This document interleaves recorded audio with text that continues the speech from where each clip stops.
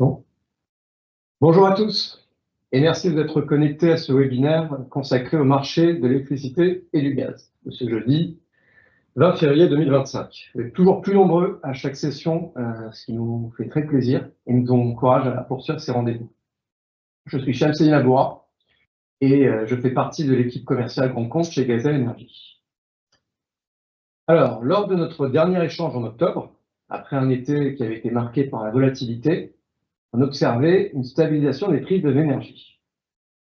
Le marché du gaz semblait apaisé, malgré les tensions géopolitiques, et la production d'électricité avait bénéficié d'un retour en force du nucléaire, qui était soutenu à l'époque par une offre renouvelable qui était solide. Alors, on avait évoqué les perspectives pour l'hiver 2024-2025, les conditions de stockage du gaz qui, à l'époque, étaient tout à fait confortables, et puis aussi les impacts des crises géopolitiques sur les prix. À cette époque, l'issue des présidentielles américaines n'était pas encore connue. Et on va le voir dans les prochaines minutes, que la victoire de Donald Trump est un facteur supplémentaire de volatilité pour les marchés financiers, comme on pouvait s'en douter d'ailleurs. Alors maintenant qu'on entame l'année 2025, on va faire un point sur l'évolution des marchés de l'énergie et leur dynamique. Quelles sont les tendances actuelles? Quelles sont les perspectives qu'on peut envisager concernant les prix et les approvisionnements, compte tenu du contexte géopolitique? Quelle est la situation du marché du GNL? Et puis, quelles sont aussi les prévisions de production d'électricité? Alors, pour répondre à ces questions, je vais être accompagné dans un premier temps par Yulia Semenenko et Arnaud Servoin, nos deux experts marché de l'énergie, qui vont nous partager leur analyse des fondamentaux actuels, ainsi que des perspectives pour les mois à venir. Et puis, comme vous le savez, le budget de loi de finances a été voté il y a quelques jours, et maintenant, voilà, l'arrêt définitif de l'AREN est maintenant acté à la fin de cette année. Et il devient impératif d'explorer de nouvelles solutions pour sécuriser ces approvisionnements en électricité. Et c'est pour ça qu'on va approfondir le sujet des PPA, donc les Corporate Purchase Agreements, qui suscitent de nouveau un intérêt croissant ces derniers mois.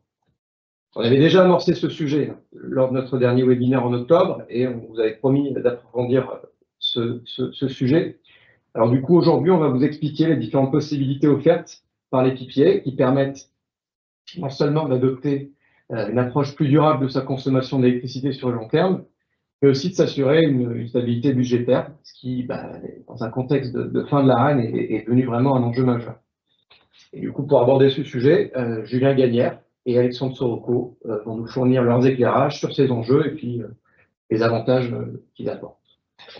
Pour tout au long de ce webinaire, vous avez bien entendu la possibilité de poser des questions sur le chat. On va essayer d'y répondre à la fin de cette session. Voilà, à la fin de cette session. Alors, ça risque d'être un webinaire assez dense, donc voilà, on va essayer de durer un peu plus d'une heure, pas plus. Et voilà. Donc, je vous propose de commencer par les marchés du gaz. Cédant la parole à Yulia, qui va commencer par nous dresser un état des lieux de la consommation de gaz de ces derniers mois. Yulia, je te laisse la parole. Merci, Cham. Bonjour à tous. Je commence par la demande française des gaz naturels, comme d'habitude. Maintenant qu'on est en février 2025, on peut faire le bilan des données consolidées de 2024. Sur le graphique de gauche, on observe la consommation cumulée depuis janvier pour les années 2023 et 2024, ainsi que la moyenne des dernières 10 ans. Donc en 2024, la consommation a diminué d'environ 6% par rapport à 2023. On a perdu 20 TWh supplémentaires.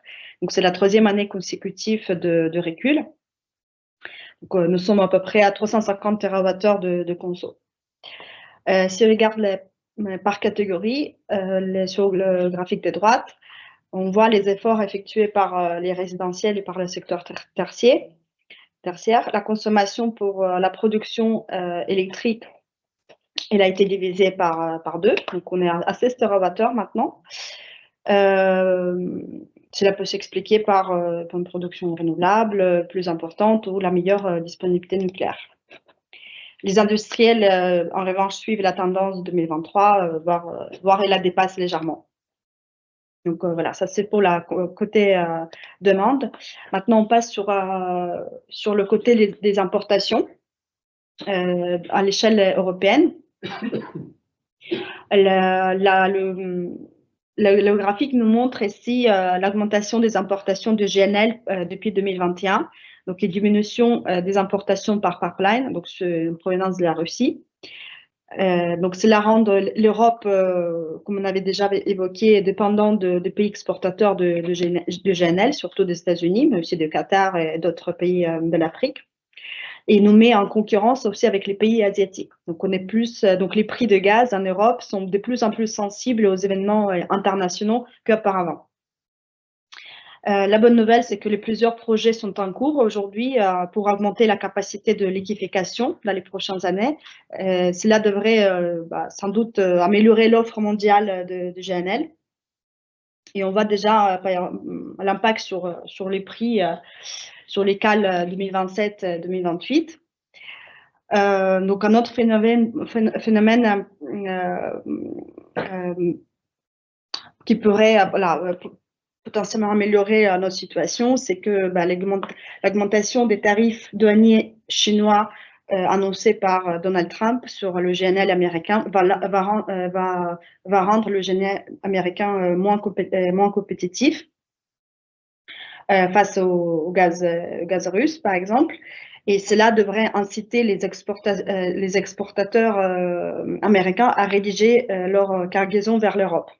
Voilà. Mais ça, c'est une possibilité. Voilà, on va voir si concrètement ça va se faire. Concernant la partie un peu pipeline, donc, vous savez, notre source d'approvisionnement stable, entre guillemets, ça provient de la Norvège, hein, qui représente près d'un tiers des importations totales. Donc, on doit juste surveiller les maintenances les maintenances des stations en Norvège. Concernant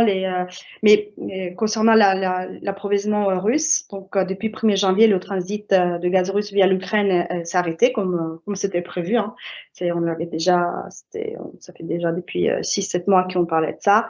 Donc il reste vraiment tout petit peu du gaz russe par pipeline qui arrive en Europe. Voilà. Et il reste qu'un gazoduc opérationnel vers l'Europe qui est le Nord Stream. Voilà, ça c'est un peu la passation avec les importations européennes. Donc voilà, peut-être on passe là sur la partie. Ah oui, ça c'est la slide que je montrais aussi la dernière fois, c'est-à-dire juste qu'on montre tous les projets et les prévisions de nouvelles capacités de liquéfaction dans les prochaines années. Donc, on va vraiment 2026, c'est à partir de 2026-2027 que l'offre mondiale va s'améliorer. Voilà. Maintenant, si on passe côté stockage. Oui. En octobre, on était à des niveaux de stockage qui étaient relativement confortables. Et c'est ce qui avait permis des prix tout à fait favorables et en gaz et puis par effet ricochet sur l'électricité. Est-ce que tu peux nous dire un peu où est-ce qu'on en est en stockage? Ouais, donc malgré effectivement l'hiver était bien démarré, on a même commencé la période de soutirage de manière plus tardive que d'habitude. On s'est rempli à 95%. Et malgré cela, les stocks se sont bien épuisés et assez rapidement. Donc, si on voit sur le graphique de gauche, au niveau européen, nous sommes en dessous de 43% de remplissage. Donc, ce n'est pas des niveaux critiques, mais si on compare par rapport à l'année dernière, on était plutôt à 66%. Donc, voilà, on se rapproche à des niveaux minimums sous les derniers 4 ans. Par contre, côté français, la situation est un peu plus critique dans le sens qu'on est en dessous de 25%, donc on est vraiment sur les niveaux plus bas depuis 5 ans. L'hiver, il est presque terminé, mais pas tout à fait, donc il y a encore un gros mois à tenir. Et les prévisions sont un peu meilleures de la météo, mais voilà. le froid, l'été n'est pas encore arrivé. Et voilà, cela était dû surtout par la température, par les températures basses, par une offre assez restreinte quand même, parce qu'on n'a pas une offre abondante.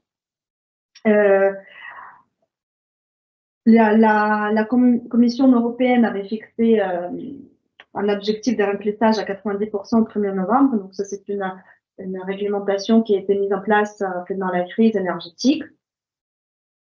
Donc pour cela, donc là, on a du coup 7 mois pour tripler nos niveaux actuels de stock. Donc on devrait passer de 25% à 90% d'ici début novembre. Donc, du coup, il y a un besoin, une anticipation de besoin d'injection très, très importante courant l'été. Voilà. Du coup, dans ce contexte, on voit aussi de plus en plus des spéculations des acteurs. Donc, les traders, par exemple, ils gardent les positions plutôt longues actuellement pour des livraisons futures, pour des livraisons durant l'été, parce qu'ils anticipent une forte augmentation du prix spot courant l'été. Attention aux prochains contrats, aux prochains 2 quarters. Et aussi, on est dans une situation où on se retrouve avec des prix aujourd'hui qui n'incitent pas vraiment donc de soustraire des capacités de stockage. Parce qu'on est comment on appelle ça, le spread inversé, dans le sens que les prix futurs d'été coûtent plus cher que l'hiver. Donc, on verra ça dans la slide suivante. Voilà, donc ici, je vous montre la structure des prix TTF actuellement. Donc, ça, c'est le prix EX TTF du 18 février. Donc, j'ai fait un screenshot sur EX. Donc là, on voit que l'hiver, le Q4 2025 et Q1 2026, les moins chers que l'été, Q2 et Q3. Donc c'est un phénomène assez inhabituel. Hein. Donc voilà, on n'y est pas encore, mais si la situation devait perdurer, la CRE pourrait obliger les opérateurs de stockage ainsi que les fournisseurs de remplir les stocks malgré les prix. Mais on n'y est pas encore. Hier, on a vu aussi sur Montel, c'est l'actualité, comme quoi la Commission européenne proposera des objectifs de remplissage des stockages de gaz plus flexibles pour l'hiver 2026. Donc, avec l'objectif, en fait, de réduire les tensions sur le système lié au remplissage de stock et donc aider à la préparation de la saison estivale. Voilà. Donc, concernant les voilà, c'est sur les slides, j'ai oublié de parler des cales. Donc, concernant les produits calendaires, la courbe elle est un peu condition. Il y a une forte diminution des prix à partir de 2027. On voit que le cal de 28 il est à 27, alors que le cal 26, donc on voit qu'il y a encore des difficultés pour l'année 2026. Et la semaine dernière, je crois qu'on avait à 145 € le mégawattheure. Et maintenant, ça c'est un peu, depuis quelques jours, ça s'est un peu descendu. Donc, on est passé en dessous de 40. Voilà, donc là, on fait on passe à la slide suivante sur les évolutions de prix. Donc, c'est juste pour faire un sorte de résumé des évolutions de prix de PEG. Donc, sur le graphique, ici, on voit les courbes de calcul 1, calcul 2, calcul 3 et le spot. Donc, si on fait un petit rétrospective sur les derniers 6 mois, donc on était passé, donc Cal 25 était plus ou moins en dessous de 40 € par mégawattheure. Après, on est passé avec au deuxième semestre, il y a eu un rebond provoqué par l'escalade du conflit du Moyen-Orient. Et il y a eu des craintes aussi que les infrastructures gazières soient touchées. Donc, on a dépassé le seuil des 40. Il y a aussi eu des arrêts du terminal IGNL et Freeport aux États-Unis. Donc, ça, tout de suite provoque des rebonds. Et puis, en fait, on voit que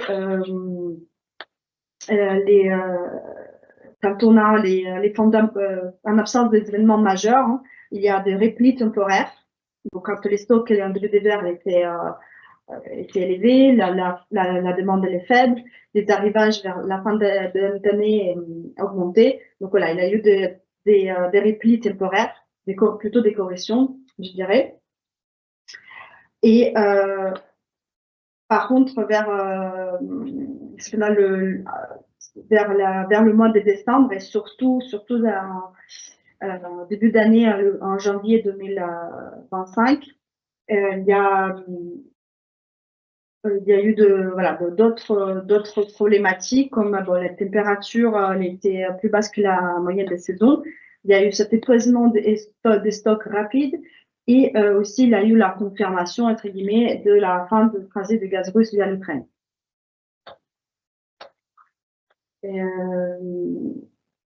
Voilà, donc du coup, il y a eu deux rebonds vers la fin d'année et en début de cette année. Voilà, donc, oui, il y a eu aussi en novembre, j'ai oublié de dire qu'en novembre aussi, il y a eu des élections de Trump il avait un petit peu baissé les prix, mais c'était de manière très temporaire.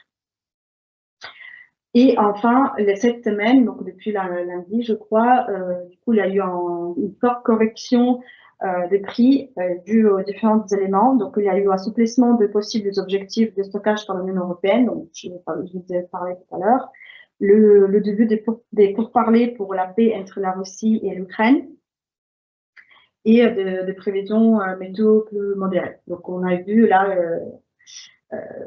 une correction des prix, mais bon, sachant que depuis janvier, le spot s'est envolé, on a eu beaucoup plus de volatilité.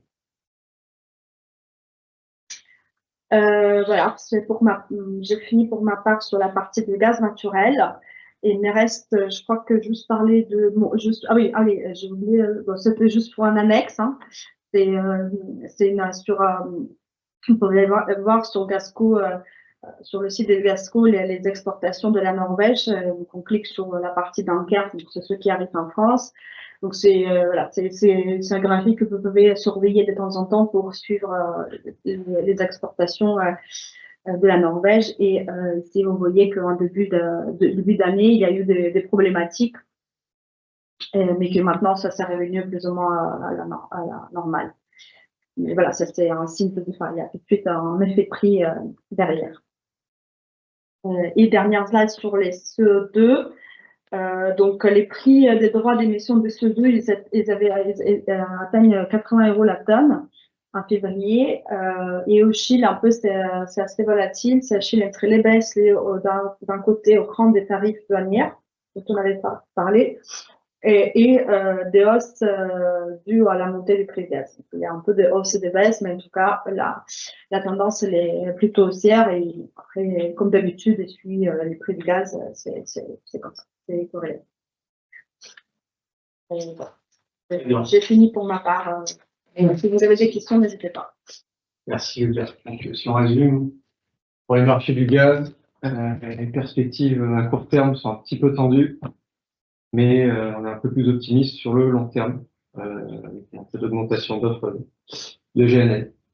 Alors maintenant qu'on a parlé du gaz, je vous propose de passer au marché de l'électricité avec Arnaud, qui va nous donner la situation sur les fondamentaux, et en particulier sur l'offre et la demande en électricité.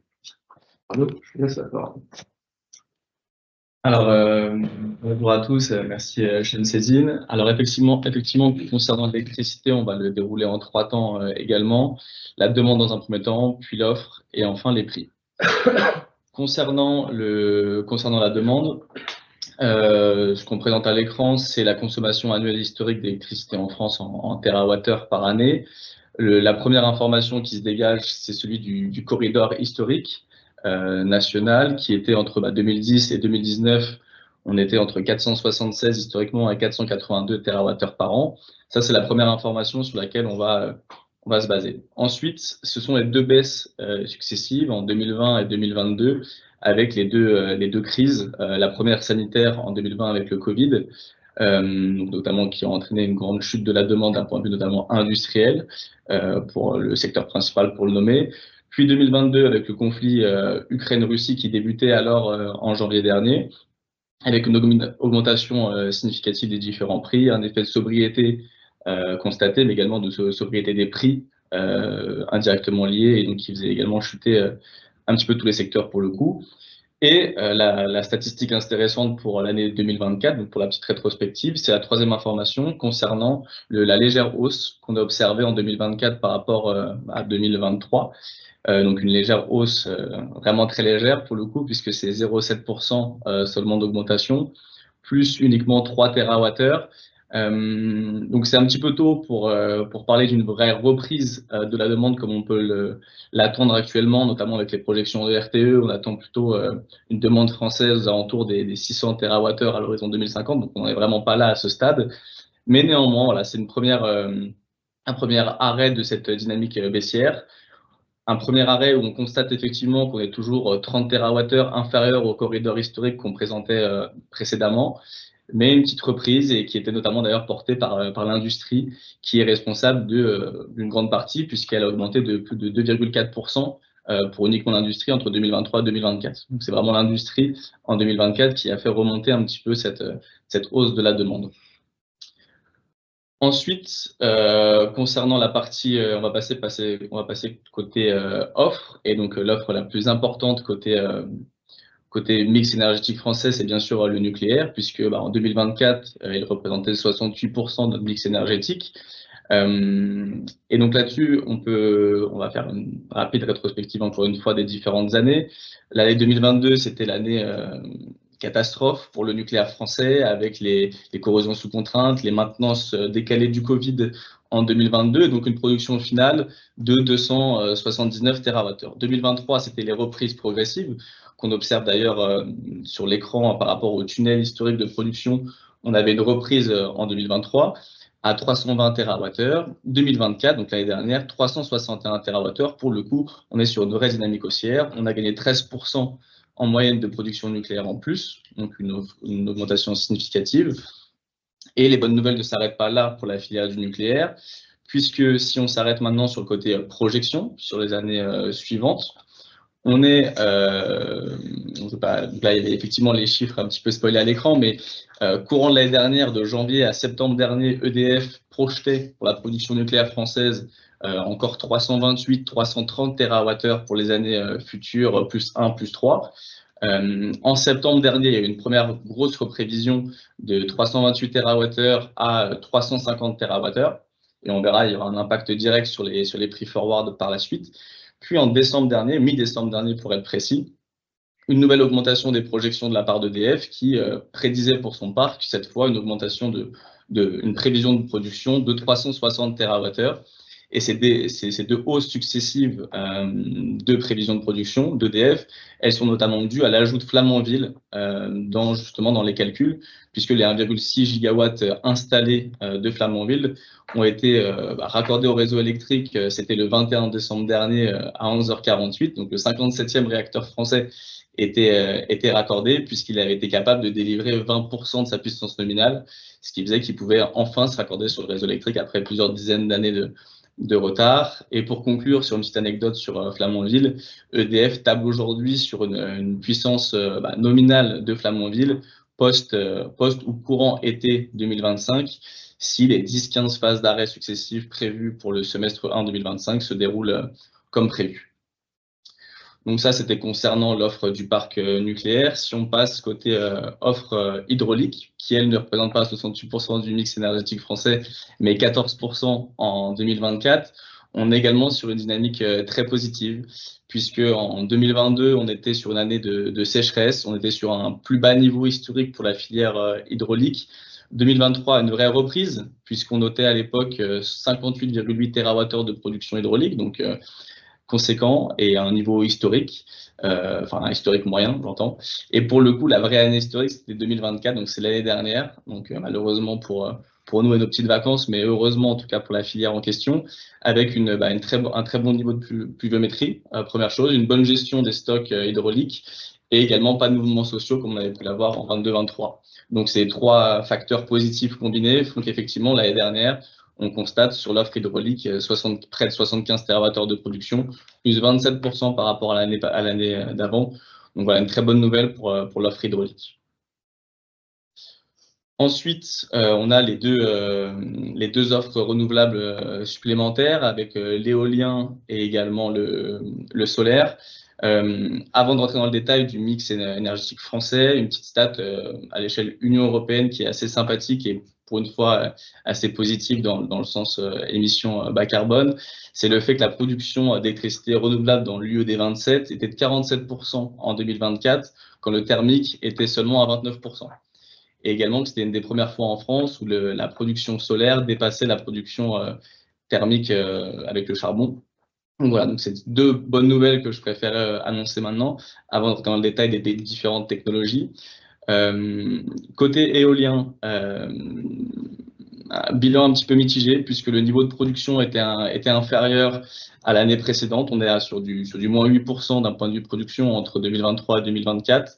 On casse cette dynamique un petit peu haussière constante qu'on pouvait jusqu'alors constater.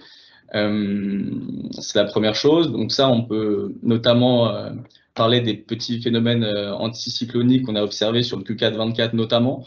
On parle de Dunkelflaut, le petit terme allemand difficile à prononcer, qui est le mot pour expliquer le phénomène météorologique avec l'absence de vent, mais également de soleil de manière simultanée, qui a touché effectivement l'Union européenne à plusieurs reprises au Q4 24.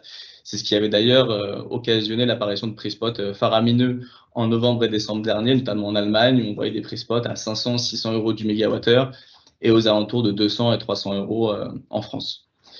Et côté éolien, avant de conclure là-dessus, c'était le côté développement de la capacité de production installée, où effectivement le rythme semble constant. Néanmoins, il faudra, pour la filière éolienne spécifique, il faudra le doubler si on veut atteindre les objectifs à l'horizon 2030-2035 avec les différents scénarios d'Europe et de France bas carbone. Le rythme éolien doit vraiment augmenter et ça passera par des améliorations de différents processus d'un point de vue réglementaire, municipaux, d'avoir moins de limites justement, même pour le repowering de la filière, à accélérer un petit peu ce développement. Côté solaire, pour le coup, je vais passer rapidement, mais on est sur une production qui augmente de manière annuelle de plus 8% entre 23 et 24. On est sur des niveaux de 23 TWh pour l'année dernière et de 21 TWh pour l'année précédente, donc plus 8%. Et d'un point de vue de capacité installée, on garde un rythme assez conséquent. Et pour le coup, on est carrément même dans les clous des prévisions futures. Donc une très bonne nouvelle, en tout cas pour la filière solaire. Très bien. Merci Arnaud. Alors du coup, si on résume, on est dans un contexte où la demande est en recul par rapport au niveau historique, et puis dans un contexte où l'offre, en particulier la disponibilité nucléaire, qui a vraiment été un point extrêmement défavorable, qui en partie avait expliqué la flambée des prix de l'électricité en Europe pendant la crise Ukraine-Russie. Là, on a une disponibilité nucléaire qui est bien meilleure et qui, en plus, bénéficie d'un soutien important grâce à la production d'énergie renouvelable. Est-ce que tu peux nous donner les impacts que ça a eu sur les prix des marchés d'électricité, aussi bien pour le spot que pour le forward?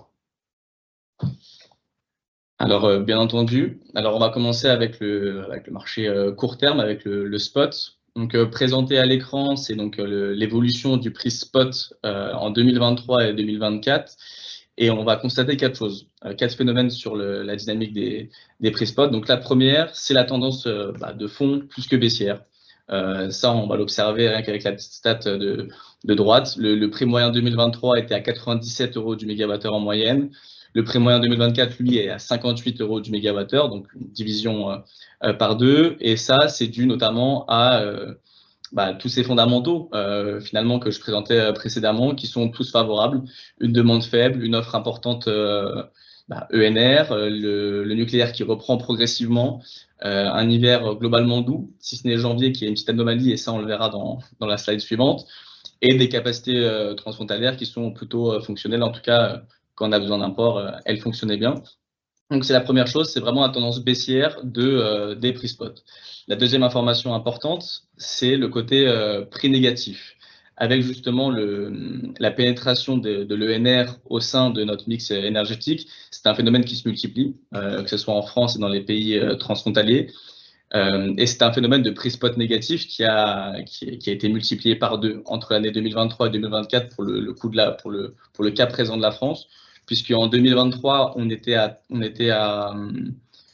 un nombre d'heures de 178 heures négatives, alors qu'en 2024, on est à 359 heures négatives, ce qui représente 4% du temps des prix spot. Donc c'est une donnée assez importante et qui va me permettre de faire la transition avec la slide suivante, avec le troisième effet, de la volatilité. Mais avant de parler de volatilité très importante sur les prix spot, je vais juste m'attarder cette fois sur l'accélération et l'augmentation des prix spot entre le Q4 24 et le Q1 25 par rapport au reste des périodes observées.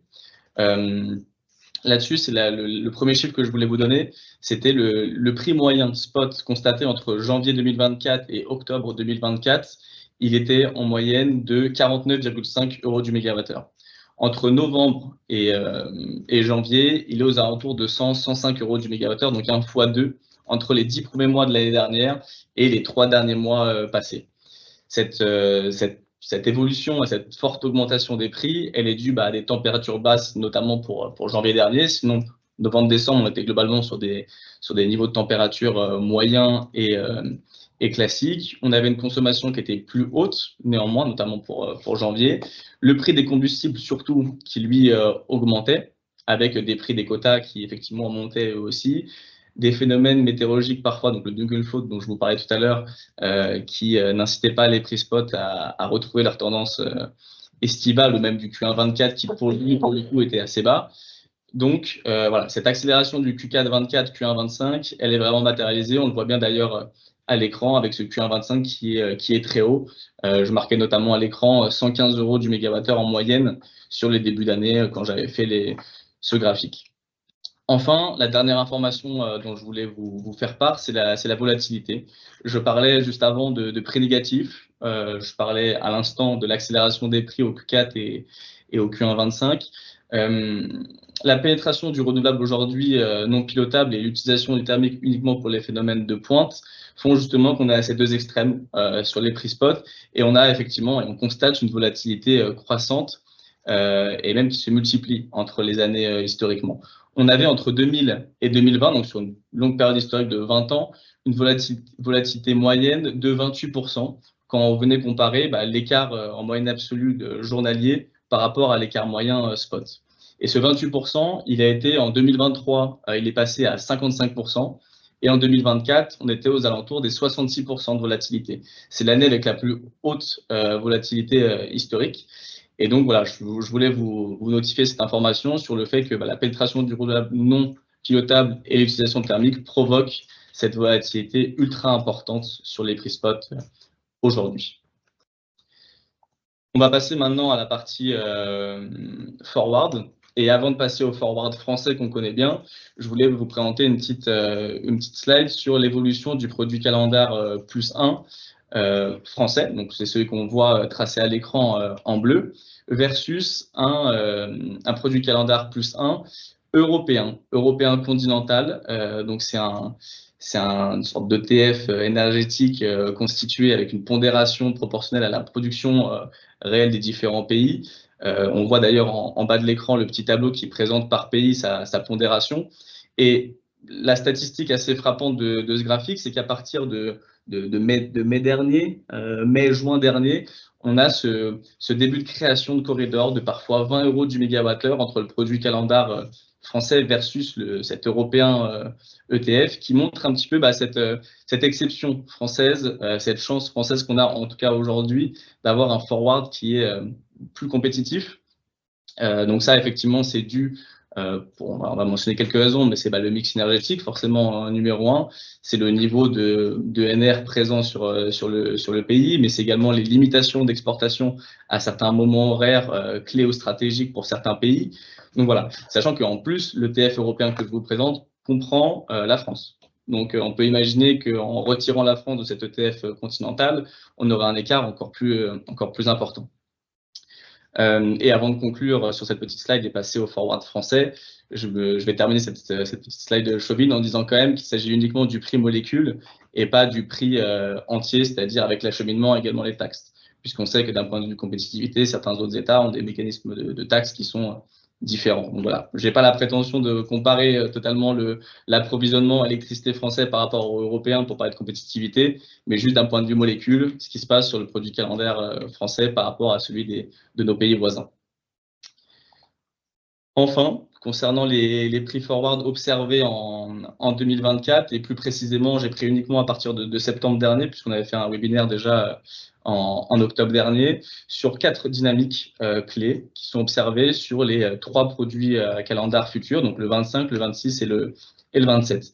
Les 4 dynamiques, donc on va commencer par la première. Le premier phénomène de détente qui a été observé, c'était entre septembre et fin septembre, début octobre, sur la reprévision, donc vous l'avez dit dans un deuxième slide, sur la reprévision à la hausse du niveau de production nucléaire par EDF qui passait alors de 328 de prévision à 350 TWh. Donc ça, forcément, ça a détendu les marchés, c'était la première information.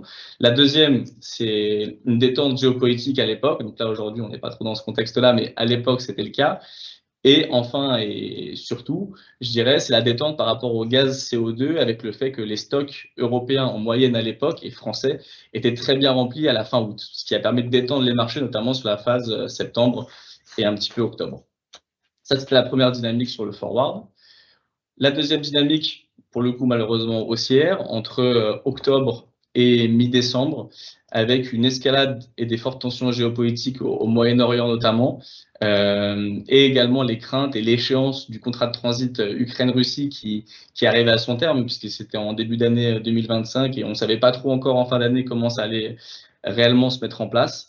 Et donc cette dynamique d'incertitude forcément tend et crispe un petit peu les marchés, et ça s'était fait sentir. En plus du fait qu'on était un petit peu à des niveaux de plancher et potentiellement avec des phénomènes de rebond technique qui pouvaient être observés à la fin septembre dernier.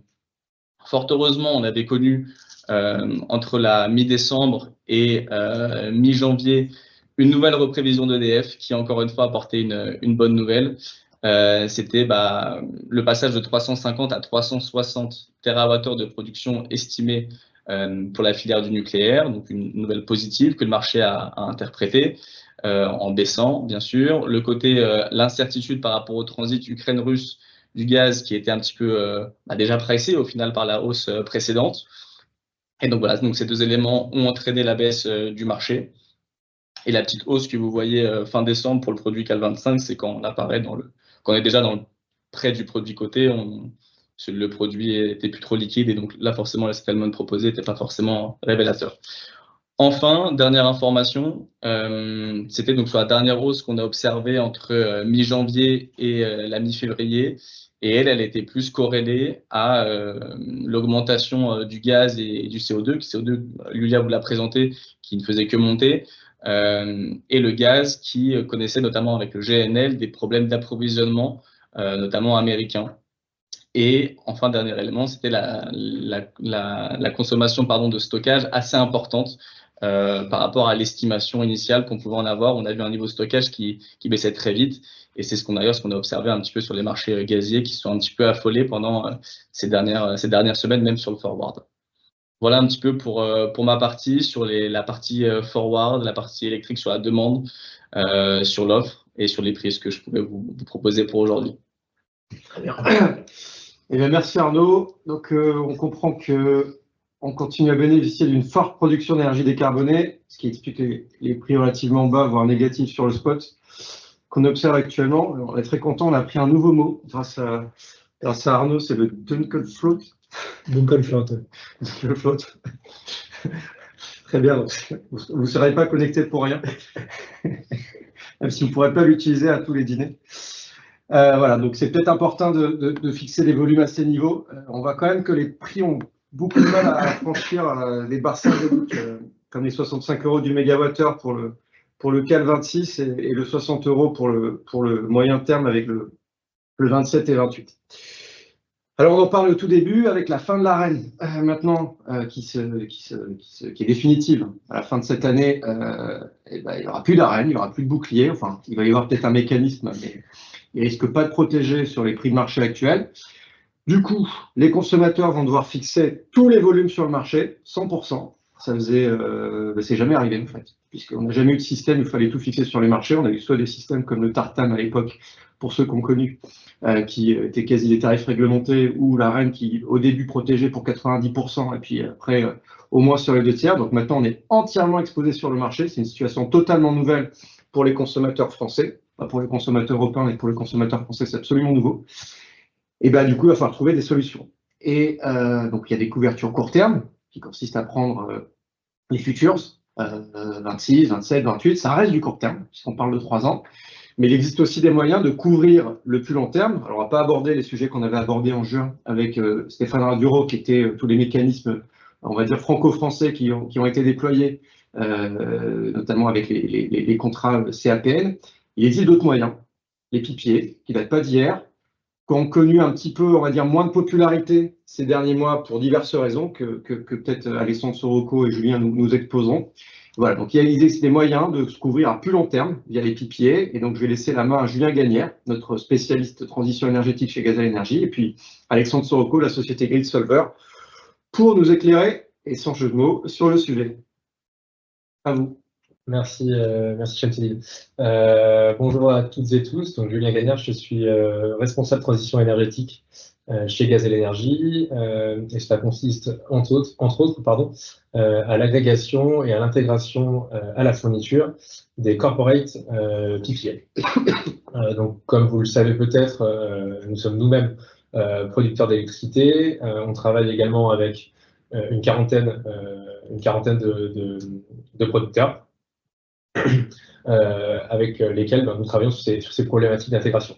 On travaille également avec différents partenaires, dont Alexandre Soroco de chez Grid Solver, que je suis ravi d'accueillir pour nous parler justement de cette problématique.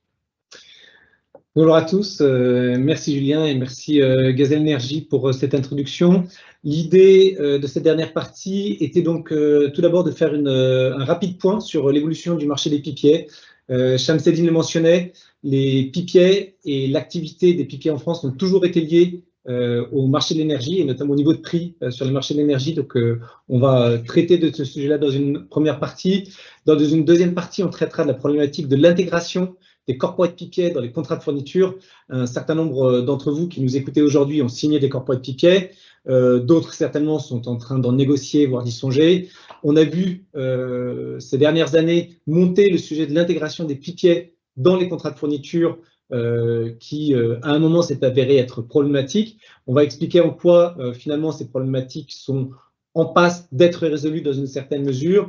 Et finalement, mais nous n'aurons pas forcément le temps d'en traiter en détail, mais vous aurez la présentation, la problématique aussi de l'IFRS 9, qui pour un certain nombre d'entre vous est un sujet.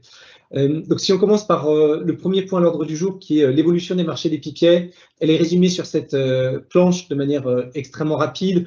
L'évolution du marché des PPA, elle a été cyclique, elle a suivi les prix de marché, elle a suivi aussi, évidemment, et c'est très important, et ça reste une motivation extrêmement importante pour un certain nombre d'entre vous, évidemment, par la transition des approvisionnements en énergie. Et donc, effectivement, les PPA répondent finalement à deux problématiques. La première, c'est une sécurisation des prix de vos approvisionnements sur la durée, à des niveaux de prix, si possible, inférieurs au niveau de prix que vous pourriez avoir sur les marchés de l'énergie. Mais ce n'est pas une obligation, on va expliquer juste après pourquoi. Et la deuxième motivation est donc la transition de vos approvisionnements en électricité. Ce qu'on a vu, c'est qu'effectivement, à l'occasion de la crise sur les marchés de l'énergie qui a culminé en 2022, l'attractivité des PPA s'est très fortement renforcée, et ceci s'est traduit par un nombre de négociations et de conclusions de PPA en 2022 et en 2023 extrêmement important.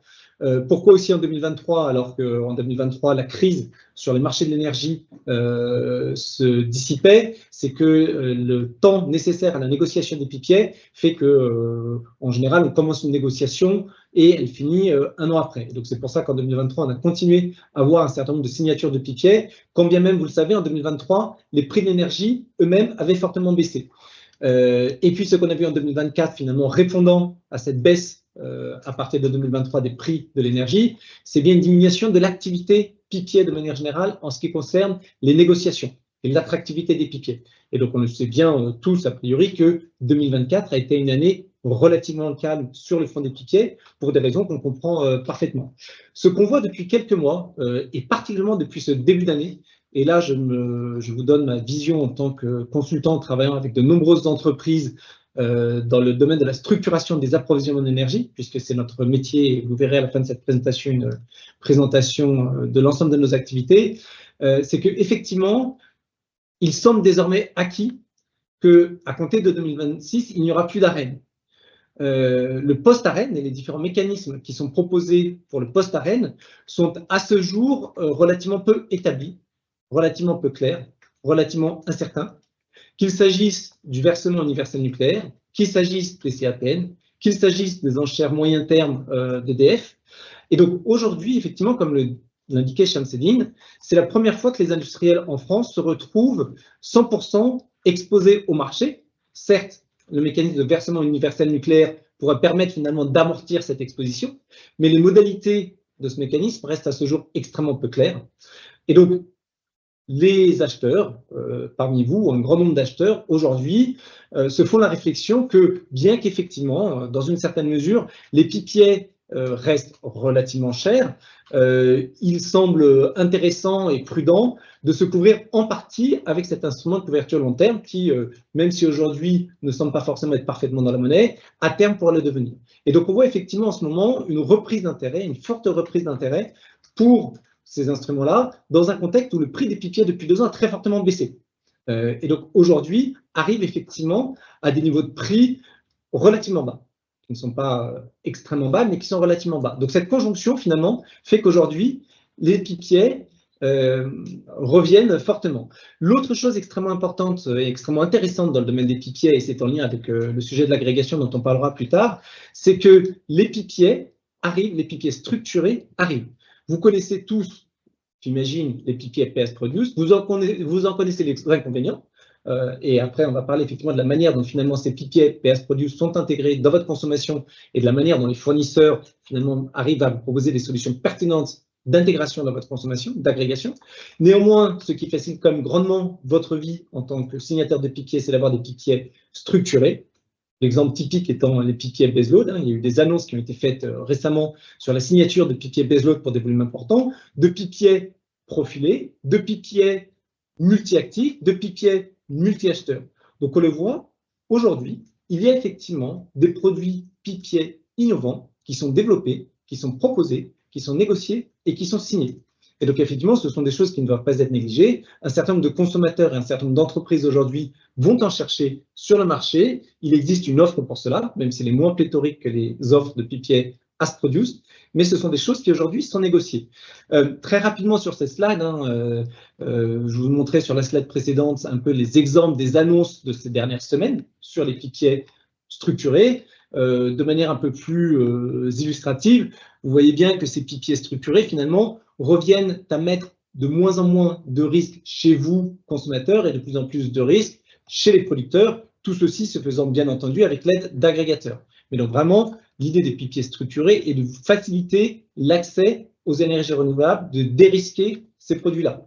Et effectivement, si vous voulez, une des manières, par exemple, dont on peut aider à évaluer l'intérêt de ces produits-là, c'est bien qu'on aide à évaluer finalement les coûts qui sont liés à l'agrégation et donc la valeur de PPA structuré pour vous. Et donc ça, effectivement, c'est un point important qu'on voit beaucoup arriver en ce moment et qui anime beaucoup toutes les discussions autour des PPA. Donc c'est vraiment des produits qui ne sont pas à négliger. Donc voilà. Et en lien direct avec ça, si vous voulez, finalement, c'est que l'alternative aujourd'hui que les consommateurs ont, c'est effectivement soit faire un PPA PS Produce, et on va venir ici, et c'est ce qui est illustré dans cette slide, soit prendre un PPA structuré, qui certes est plus cher, on le sait, puisque les producteurs vont prendre des risques chez eux, vont dérisquer pour vous ces produits-là. Et si effectivement vous prenez des PPA PS Produce, puisque aujourd'hui la grande majorité des PPA qui ont été signés, qui sont en cours de négociation, sont as produced, vous vous retrouvez alors, vous, consommateurs, face aux problématiques de l'intégration, face aux problématiques de l'intégration des PPA dans votre consommation, dans votre contrat de fourniture, et donc aux impacts de l'intermittence des PPA, des actifs sous-jacents, sur finalement votre consommation d'électricité et vos contrats. Et de manière générale, sur les problématiques d'interfaçage contractuel entre, vous voyez sur ce schéma-là, sur la branche de gauche, la relation entre vous et le producteur, vous achetez un PPA as produced, et finalement votre contrat de fourniture. J'ai mis ici Gazelle Énergie, puisque c'est Gazelle Énergie aujourd'hui qui évidemment organise ce webinaire, et finalement la manière dont ceci va être intégré dans votre contrat de fourniture. Ce qu'on représente ici, c'est finalement aujourd'hui la solution la plus fréquemment retenue, dans laquelle votre fournisseur va finalement vous racheter votre contrat de pipier as produced, et donc finalement vous allez bien procéder à un achat d'un pipier, à une revente de ce pipier à votre fournisseur, qui lui-même va l'intégrer dans votre contrat de fourniture. Il y a diverses façons de faire, on y reviendra dans la slide d'après, et ceci peut passer par exemple aussi, vous le savez, par une délégation de paiement qui va permettre à votre fournisseur de payer directement le producteur afin de simplifier les flux financiers et aussi afin de simplifier toutes les problématiques dont vous avez peut-être entendu parler autour des autorisations de fourniture, etc. Donc aujourd'hui, si vous voulez, cette problématique de l'agrégation, et on pourra en reparler évidemment de manière plus longue prochainement, mais ces problématiques de l'agrégation et d'interfaçage contractuel sont aujourd'hui résolues par les fournisseurs.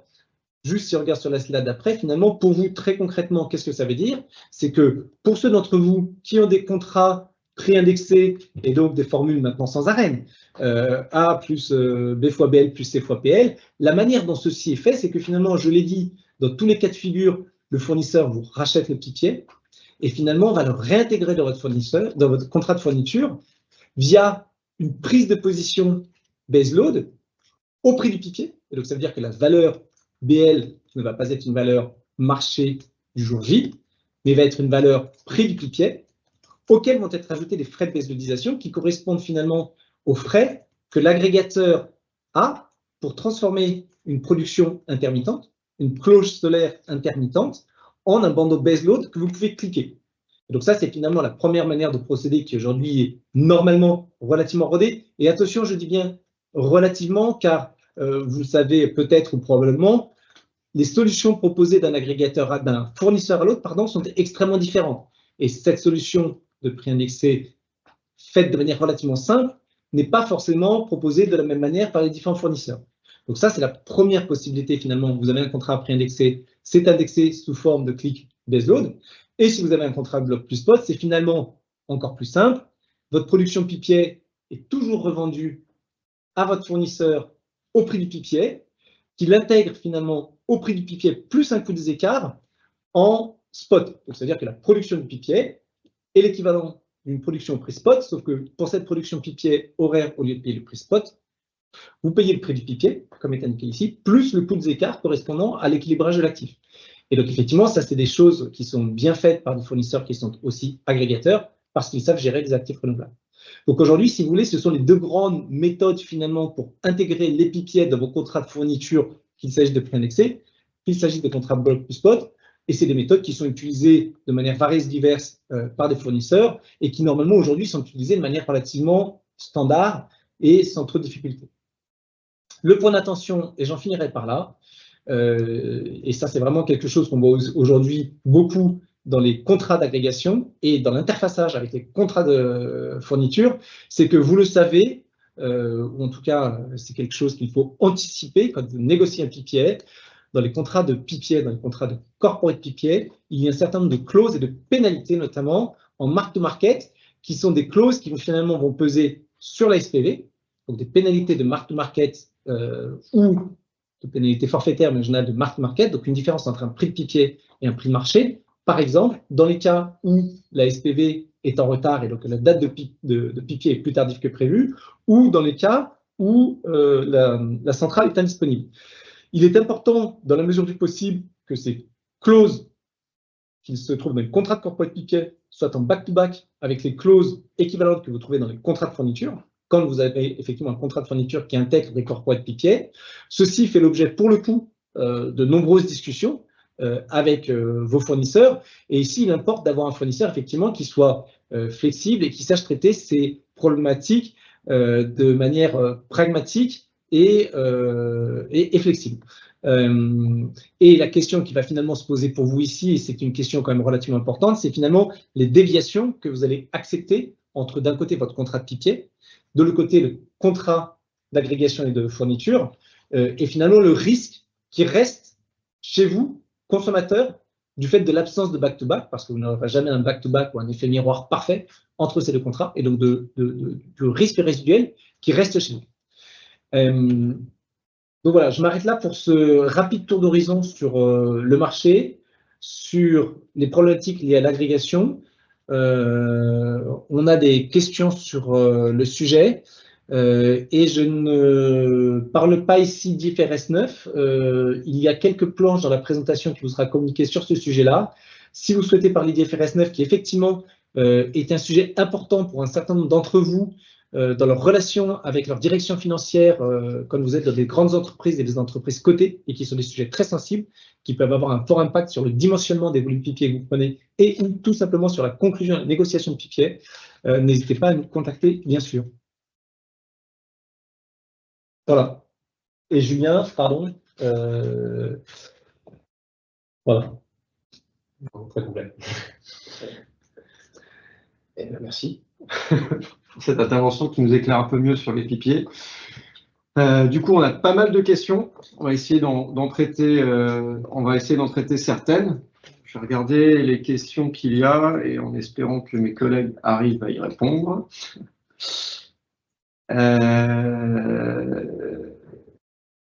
a une première question. Bon, bah, c'est toujours l'éternelle incertitude sur le gaz, de l'impact qu'a finalement l'élection. Alors, tu en as un petit peu parlé, Yulia, mais à plus long terme ou même à moyen terme, quels sont les impacts de l'élection de Trump, enfin, de manière générale, la future politique américaine sur les prix du gaz, enfin, et sur l'équilibre gazier international? Oui, j'ai un peu parlé. Donc, il y a eu des effets d'annonce au début quand il était élu en novembre. Donc, il y a eu un petit une baisse sur les, on voyait plutôt sur le prix du pétrole, donc le Brent, et un peu sur les prix du gaz. En revanche, lors de la prise de poste, donc en début d'année, et malgré les fortes annonces qu'il a fait autour de la production de pétrole et de gaz de schiste, les prix ont réagi dans le sens inverse. Hein, on parlait plutôt une forte hausse de prix du gaz, alors qu'on s'attendait à une baisse plutôt. Donc, parce que, et en fait, c'est que, enfin, après, chacun a son analyse, mais la réalité, c'est que les producteurs américains sont déjà à leur plus haut niveau de production, puis ils ne vont pas peut-être augmenter une production avec des prix qui avaient baissé un peu vers la fin de l'année. Donc, c'est plus concernant le pétrole, mais bon, il y a quand même une corrélation avec le gaz. Donc voilà, c'est pour dire que les fortes annonces des Trump, des fois, ils ont un impact plutôt sur la volatilité que sur une vraie tendance.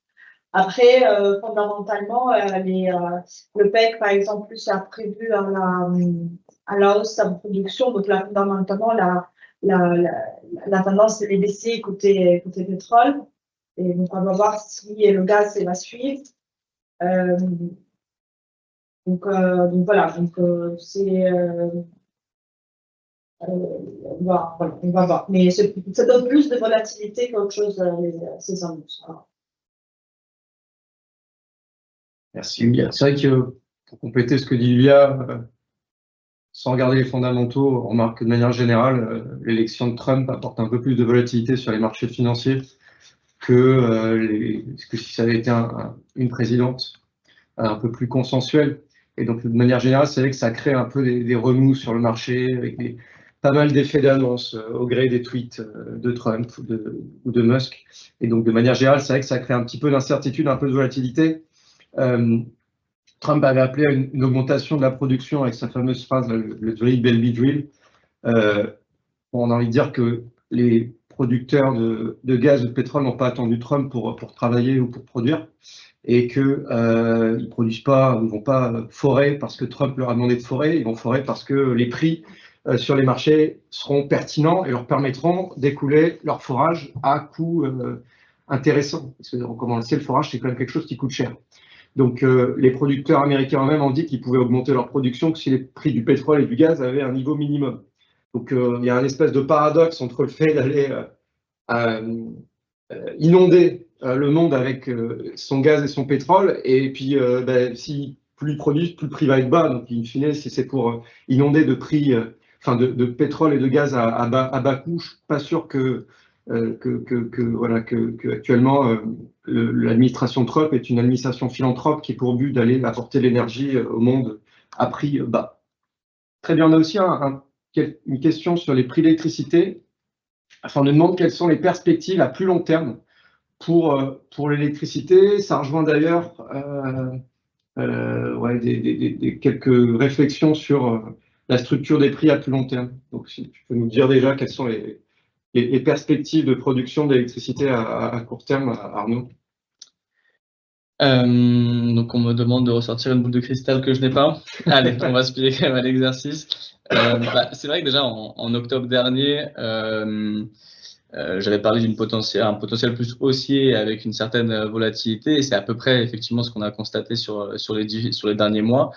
Et je pense que je vais rester à peu près sur ce créneau, puisqu'il y a différents leviers. La première chose, c'est le fait que les prix spot actuellement constatés, il faut savoir qu'ils sont retombés au niveau des prix spot historiques pré-crise. Donc ça, c'est un bon signal côté court terme.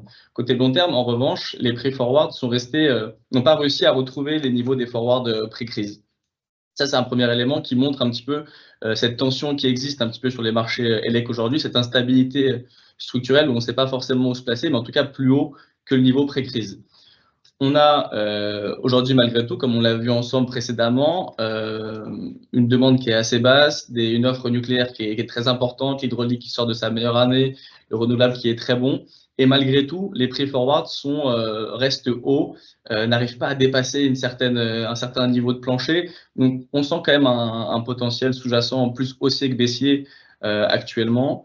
On a le parc nucléaire qui se fait un petit peu vieillissant. On se demande, est-ce que cette demande va finalement repartir? On a vu qu'en 2024, on a eu plus 0,7% et on projette 650 TWh versus 450 TWh aujourd'hui concernant la demande. Donc, c'est la même chose, une demande qui augmente, ça va sur le long terme augmenter les prix forward. Et des nouvelles cartes concernant l'approvisionnement gazier qui est encore un petit peu indécis avec le gaz russe, le gaz américain. On pressent en tout cas les premières tensions aujourd'hui. Donc, si je dois m'exprimer sur la chose, c'est encore une fois, malheureusement, sur une tendance plus haussière que baissière sur les forwards d'électricité. Très bien. Merci Arnaud. On nous pose aussi une question. Alors, c'est un peu technique, mais une question qui nous est posée parfois, qui nous est posée ou qu'on se pose parfois. C'est que si vous regardez les prix français, les prix des futurs français, vous avez des prix qui, sur le moyen terme, sont un peu plus bas. Pour illustrer, sur le CAC 26, on est à 65, comme nous le montrait Arnaud. Sur le CAC 27 à 60, sur le CAC 28 à 62, et ensuite, ça remonte à 64 et c'est relativement stable pour les échéances d'après. Alors, il n'y a pas beaucoup d'échanges sur les échéances d'après, mais c'est vrai que c'est relativement stable. On observe ce même phénomène en Espagne, c'est-à-dire que vous avez sur le moyen terme une petite baisse, une espèce de creux. Vous avez un prix qui est un peu en vallée, non pas en vallée, en plateau, avec un petit creux en parabole. Je ne sais plus le terme, désolé, mais voilà, à court terme c'est un peu plus bas, et puis ensuite ça remonte. Alors que et on a ça pour la France et pour l'Espagne, et puis pour l'Allemagne, vous avez un marché, ce qu'on appelle en backwardation, qui chaque année est plus bas. Et alors ça tient. C'est difficile de donner les raisons, mais on identifie plusieurs raisons possibles. C'est que déjà on observe qu'en Europe, on a un petit peu un morcellement entre deux groupes. Vous avez le groupe France, Espagne, avec une énergie très bas carbone, avec du nucléaire, avec du solaire, et au final assez peu de capacité d'exportation. Alors, en Espagne, c'est de manière générale, et puis en France, il y a quelques sujets qui, depuis le mois de mars 24, de manque d'exportation, de défaillance dans les capacités d'interconnexion. Et du coup, c'est un peu comme si la France et l'Espagne gardaient son prix, qu'il soit haut, qu'il soit bas, ils gardent leur prix et finalement ils exportent peu. Et puis vous avez un autre groupe qui est l'Allemagne, les Pays-Bas et la Belgique, et puis l'Autriche, et puis voilà tous les autres pays de la plaque continentale, qui ont une énergie qui est beaucoup plus carbonée. Enfin, en tout cas, la centrale marginale qui fait le prix futures est carbonée, et du coup, dont les prix vont plutôt obéir à la courbe des prix du gaz. Donc c'est une des raisons qui peut expliquer, c'est qu'à très court terme, la France et l'Espagne bénéficient un petit peu de cette énergie décarbonée et du fait qu'ils la gardent pour eux, cette énergie, et qu'elle est du coup plus basse. Et puis qu'à plus long terme, de manière générale, de toute façon, il y aura plus d'interconnexions en Europe. Donc en fait, tous les prix ont vocation à converger. D'ailleurs, c'est quelque chose qu'on observe assez clairement. Hein, c'est que si vous regardez tous les prix européens, plus vous allez sur les échéances lointaines, plus les prix sont les mêmes. À court terme, les prix sont un peu différenciés, dépendent du contexte, j'allais dire économique, du contexte d'interconnexion pour le court terme, et puis pour le long terme, tout est interconnecté. Donc c'est une des raisons qui peut l'expliquer, c'est que sur le long terme, tous les prix convergent parce que les interconnexions sont là, et puis qu'à court terme, on ait ces défaillances. L'autre raison, c'est que de manière générale, le marché, alors c'est un peu technique, il est en contango, c'est-à-dire que vous avez toujours des prix long terme qui sont censés être un peu plus chers que les prix court terme, parce que on part d'un principe qu'on est dans un monde avec une croissance économique et avec du coup une consommation d'électricité qui est croissante, et puis qu'il y a un phénomène d'inflation qui fait que le coût d'une commodité à long terme est toujours plus cher que le coût d'une commodité à court terme. Et puis il y a peut-être encore d'autres éléments qui peuvent être le plafonnement des prix du gaz utilisé pour la production d'électricité en Espagne, qui peuvent aussi donner quelques raisons. Ce n'est pas très clair, les raisons, mais voilà, on peut peut-être pointer quelques éléments. Pour éviter trop de déborder dans la durée du webinaire, puisque maintenant on est un peu plus d'1 heure, je vous propose qu'on passe aux questions concernant les PPA, qui ont suscité du coup pas mal de questions. On a aussi des questions sur le fameux mécanisme de versement nucléaire universel. Je ne sais pas par quoi on peut commencer, je pense qu'on peut déjà commencer par ça. Donc, on nous dit que le versement nucléaire universel, donc pour ceux qui se sont informés un peu, c'est que l'après-ARENH, c'est un mécanisme où en gros EDF, l'opérateur historique EDF vend son électricité nucléaire sur le marché, et que si à un moment il la vend à des prix qui sont élevés, enfin en tout cas au-dessus de deux seuils qui seront définis par la loi, qui ne sont pas encore définis, eh bien cette électricité va être, le revenu qui sera tiré sera reversé aux consommateurs. Donc on nous précise que ce type de redistribution n'est pas du tout encore fixé. On ne nous dit pas comment ce sera redistribué. Est-ce que, je ne sais pas si Julien ou Alexandre pouvez nous éclairer sur ce sujet? Donc effectivement, le VNU a été inscrit dans le projet de loi de finances. Il a été tout récemment d'ailleurs validé par le Conseil constitutionnel. C'est ce qui doit prendre la suite de l'ARENH pour finalement aussi pallier aux imperfections de l'ARENH. Et une des principales caractéristiques, c'est que finalement, il viendra directement prendre la forme d'une minoration des factures d'électricité dont le niveau sera fixé au plus tard le 1er décembre 2025. Donc, le VNU consiste en un prélèvement des revenus d'EDF tirés de la vente du nucléaire au-delà de deux seuils. Et donc, effectivement, vous avez un seuil de taxation, un seuil d'écrêtement qui avait été dans une version précédente fixée dans la loi, qui maintenant seront fixés par décret et qui donc permettront effectivement de faire apparaître directement sur la facture des consommateurs des minorations de factures dans des conditions qui pour l'instant ne sont pas parfaitement claires, puisque le gouvernement effectivement veut se garder un peu de flexibilité, notamment sur les incitations que donneront ces VNU.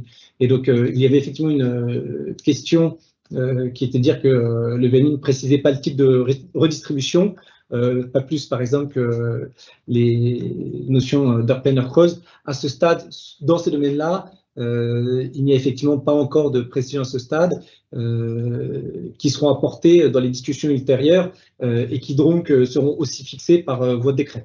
Donc voilà, les principes généraux sont connus aujourd'hui. Les seuils de taxation ne sont pas connus, mais vous le savez peut-être, il y a effectivement des chiffres qui circulent de seuil de taxation pour à 84 € du mégawattheure, de seuil d'écrêtement à 124 € du mégawattheure, avec effectivement des hausses ou des baisses de factures d'électricité. Donc voilà, ces choses-là sont évidemment extrêmement importantes pour vous parce que le post-ARENH, comme on l'a dit, fait que aujourd'hui vous êtes exposé à 100% de marché, qu'il y aura effectivement peut-être probablement des minorations éventuelles de vos factures d'électricité ou des majorations, par exemple, dans le cas où les prix de l'électricité seraient extrêmement bas. Donc voilà, donc une fois de plus, ça, plus effectivement l'incertitude ou la difficulté à mettre en place des CPN, plus la difficulté sur les enchères long terme, font que effectivement les PPA regagnent en intérêt. Ce qui permet peut-être d'enchaîner directement sur une deuxième question qui était de celle de connaître les niveaux de prix des PPA. Donc effectivement, c'est toujours une grande question. Ce qui est certain, c'est que depuis 1 an et demi maintenant, les prix des PPA sont en baisse. Parce qu'effectivement, les prix de marché sont en baisse et donc l'appétence à payer des consommateurs est plus faible et que vous n'êtes plus capable ni ne souhaitez payer des prix de PPA comme ils étaient proposés à l'époque. Si on veut donner une grande fourchette pour des prix de PPA PV, si on prend finalement la référence et le standard des prix de PPA qui sont des prix de PPA PS Produce 20 ans avec une indexation à hauteur de 30% sur l'inflation, qui, vous le savez probablement, est la formule de prix qui réplique les rémunérations des appels d'offres creux. Et je donne ici une fourchette très large. Et en plus, ça dépend aussi de la date de début du PPA, mais vous êtes entre, pour donner une fourchette très large, entre un peu plus de 60 € du mégawattheure et 70 € du mégawattheure, pour donner une fourchette très large, avec effectivement ces derniers mois une tendance plutôt à la baisse. On le voit aujourd'hui dans un certain nombre de consultations qui sont menées et auxquelles nous participons, que nous organisons. C'est effectivement aujourd'hui des prix qui sont obtenus pour du PV, mais aussi pour de l'éolien, puisque effectivement un grand nombre d'entre vous cherchent des PPA éoliens, des prix qui sont relativement compétitifs avec un marché qui est relativement concurrentiel. Voilà. On peut évidemment donner un peu plus de visibilité et des choses plus précises dans des discussions ultérieures. C'est vrai que les prix qu'on a vus il y a encore 2 ans, on était quand même au-dessus de ces seuils à 70 €. Donc, bien sûr. Comment on explique que ce soit passé de 80 à 70 en quelques mois? Alors, c'est en grande partie effectivement l'appétence à payer des consommateurs et donc des industriels qui fait qu'effectivement ces niveaux de prix se sont tendus. Il y a quand même une chose qu'il convient d'avoir en tête et lors de négociations et lorsqu'on s'intéresse à ce sujet-là, c'est que vous le savez aussi, les actifs renouvelables en France et les projets d'actifs renouvelables en France bénéficient pour un grand nombre d'entre eux ou peuvent bénéficier pour un grand nombre d'entre eux de soutien public sous la forme du complément de rémunération et des appels d'offres complément de rémunération de l'ACRE. Les prix qui ressortent aujourd'hui dans les appels d'offres complément de rémunération ressortent aux alentours de 80 € du mégawattheure. Et donc souvent, pas toujours, mais souvent les producteurs qui développent des projets ont la possibilité, ont l'opportunité d'aller sécuriser des tarifs qui se situent aux alentours de 80 € du mégawattheure. Donc c'est aussi un élément qui compte dans les discussions et dans les prix qui sont proposés. Un certain nombre de producteurs qui aujourd'hui, soit pour leur projet, ne peuvent pas bénéficier de ce complément de rémunération, soit pour des raisons qui leur appartiennent, souhaitent vendre leur projet sur le marché, vont pouvoir essayer, dans la mesure de leur coût de production réel, de vendre leurs actifs à des prix inférieurs, d'où les niveaux de prix que j'ai cités tout à l'heure. Donc aujourd'hui, effectivement, il y a des transactions, il y a des négociations, il y a des signatures de PPA, il y a des accords sur des prix. Le marché n'est pas forcément aussi liquide et aussi dynamique qu'il a pu l'être à une certaine époque, mais c'est en train de revenir parce qu'effectivement, des accords arrivent à se trouver aujourd'hui entre les consommateurs et les producteurs et les consommateurs notamment qui souhaitent foisonner leurs risques et diversifier leurs sources d'approvisionnement. Très bien, merci. C'est très clair, Alexandre. Bon, on a quand même ensemble depuis un petit bout de temps, plus d'1 heure, 1h15. Voilà, je pense qu'on va essayer de pas trop tarder. Notre webinaire touche à sa fin. On est très content que vous soyez encore connectés, plus nombreux cette fois-ci. À chaque fois, vous vous connectez de manière d'être encore plus nombreux, donc ça fait vraiment très plaisir. Merci pour toutes les questions que vous avez posées. On n'a pas pu répondre à toutes, mais voilà, on essaiera les prochaines fois d'aborder les sujets qui ont été pointés. On vous remercie du coup d'avoir participé à ce webinaire. Merci à Julia, merci à Arnaud, à Julien, à Alexandre pour leurs interventions. D'ici le prochain webinaire, je vous invite à nous suivre sur la page LinkedIn de Gazelle Énergie, où on partage régulièrement des actualités. N'hésitez pas à nous contacter si vous avez besoin d'informations. Voilà, on essaiera de traiter des prochains sujets au prochain webinaire. D'ici là, je vous souhaite à toutes et à tous un très bon après-midi et puis je vous dis à bientôt.